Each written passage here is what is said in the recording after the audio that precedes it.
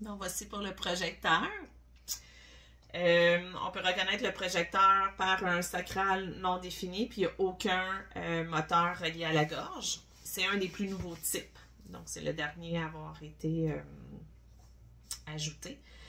C'est un leader qui guide les autres vers la bonne place. Il voit aussi le potentiel dans l'autre.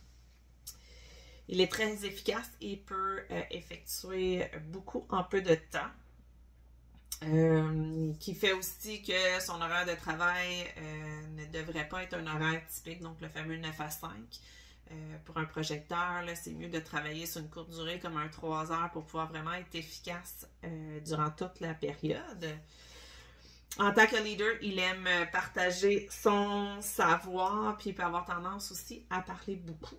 Son but est d'améliorer la vie des autres et leur développement.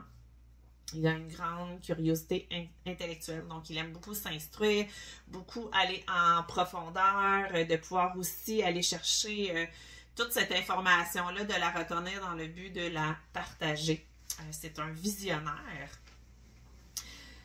qui peut aussi voir les choses arriver, donc c'est un peu comme un genre de Google Maps, donc il voit vraiment le big picture et qui peut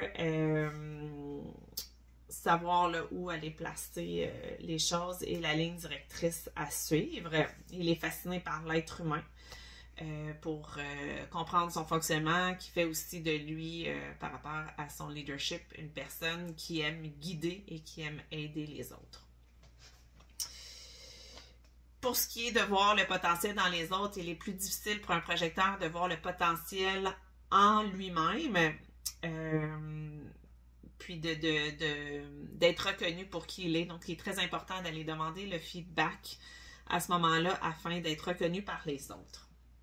Le projecteur est vraiment là pour être et non pour faire. Et dans notre société, beaucoup axé sur le faire. Il est difficile pour un projecteur là, de se sentir lui-même aligné parce qu'il recherche vraiment à être reconnu pour qui il est et non pour ce qu'il fait. Comme ce qui est vraiment beaucoup mis de l'avant dans notre société.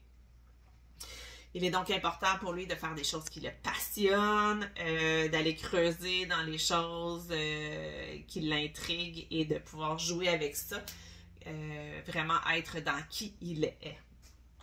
Sa stratégie est d'attendre l'invitation, sans vraiment vouloir dire se cacher, rester inactif, passif.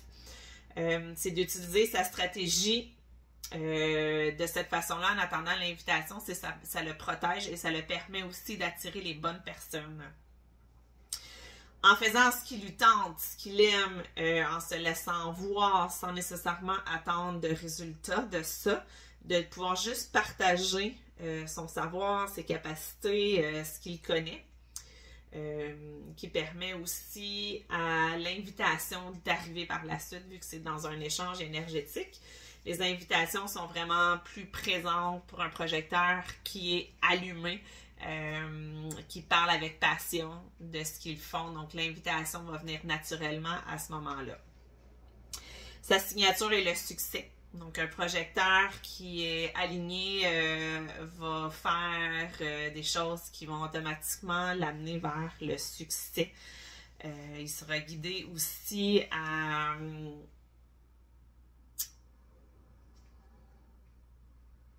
il sera aussi guidé à attirer les bonnes personnes. Donc, bien entendu, s'il fait un lancement, bien, les bonnes personnes vont venir à lui naturellement.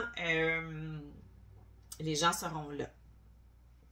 C'est important dans le succès pour un projecteur aussi de déterminer ce que le succès représente pour lui, vu que le succès peut être différent pour tout le monde, afin de vraiment pouvoir s'aligner à ce moment-là sur sa signature. Par rapport au non-soi, c'est l'amertume. Le projecteur, lorsqu'il ne se sent pas reconnu, va vivre de l'amertume. S'il est incompris, s'il se sent seul.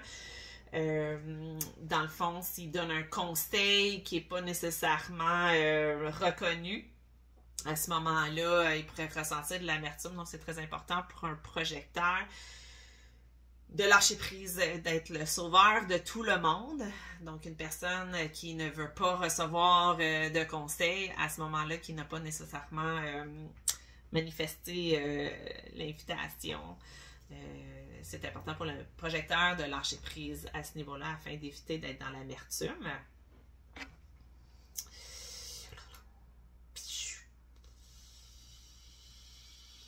Donc, il est important pour le projecteur de faire attention à son énergie pour éviter le burn-out.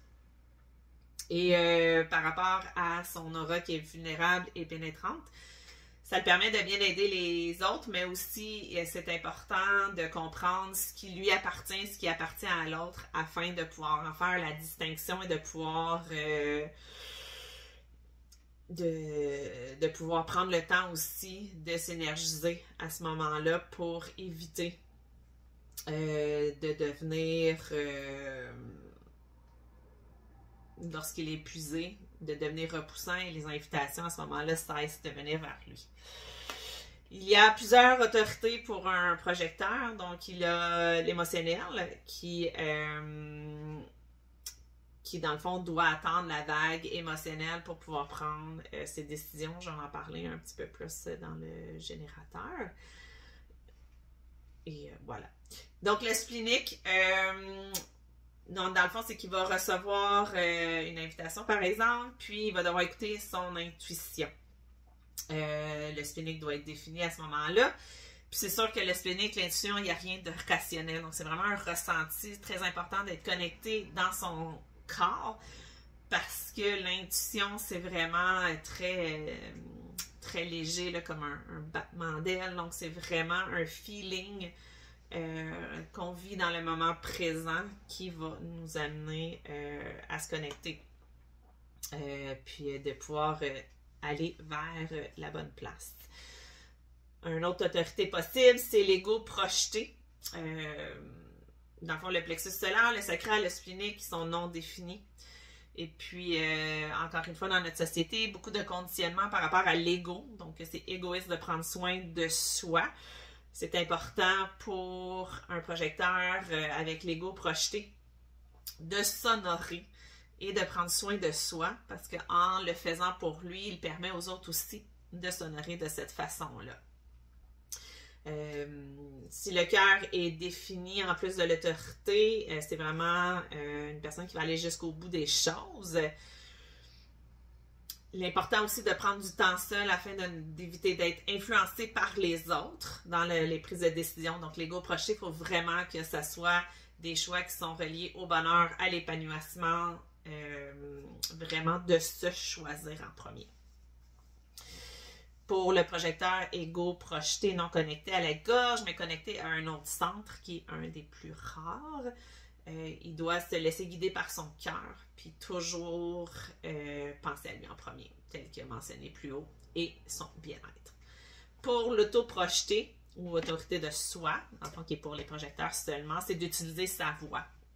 L'identité définie, connectée à la gorge, il n'y a aucune connexion égo-sacral plexus. Important d'entendre sa propre voix, son timbre, l'émotion, le son de sa voix, afin de pouvoir prendre les meilleures décisions. Puis on peut utiliser aussi d'autres personnes comme sounding board, donc vraiment des personnes qui sont là pour écouter et non pour échanger ou partager sur le sujet. Ces personnes-là vont refléter ce qui est dit. Donc ça peut aider à prendre la décision, mais toujours important de le faire par rapport à soi. L'environnemental, ça encore une fois, c'est de parler à voix haute, mais à plusieurs personnes dans plusieurs environnements, encore une fois comme un peu le sounding board, afin de trouver la décision. Il n'y a aucune connexion sous la gorge, aucune autorité interne. Dans le fond, c'est le projecteur mental qui a cette autorité. Puis il est important de trouver les bonnes personnes pour pouvoir prendre ses décisions. C'est pas dans des décisions spontanées, parce que si on doit comme utiliser plusieurs personnes dans plusieurs environnements, donc c'est vraiment un processus pour cette autorité-là. Puis ensuite de prendre le temps seul afin de faire de bâtir un peu là, les idées qui ont été vues là, avec les autres. Je crois que j'ai fait le tour.